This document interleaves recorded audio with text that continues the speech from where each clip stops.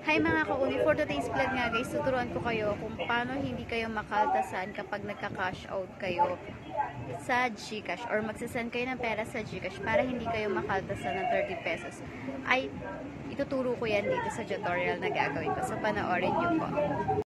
Hi mga kauni, for today's vlog nga guys, tuturuan ko kayo kung paano hindi kayo makaltasan ng 30 pesos kapag nagsasend kayo ng pera sa GCash or magka-cash out kayo.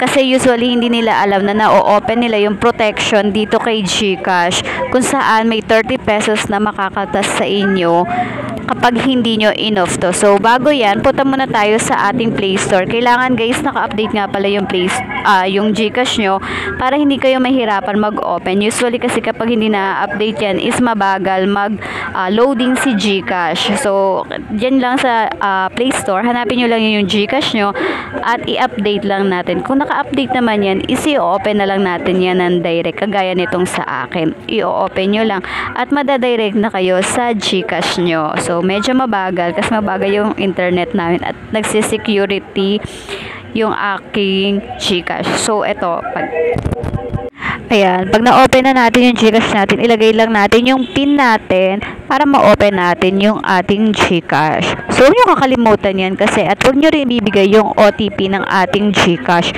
para hindi nahahack yung ating GCash at hindi tayo mawalan ng pera. So, ayan, usually, ayan na, open na natin.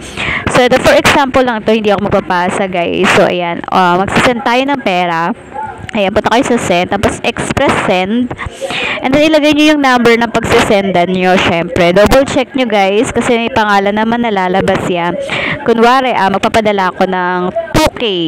Ayan, guys, nakikita nyo, nag-o-open yung protection your GCash transaction. So, may 30 pesos na kaltasan. Kailangan nyo lang, guys, gagawin dyan is i-off nyo lang para hindi kayo makaltasan ng 30 pesos. So, malaki-laki rin yung 30 pesos, no? I-off nyo lang yung kulay blue na yan.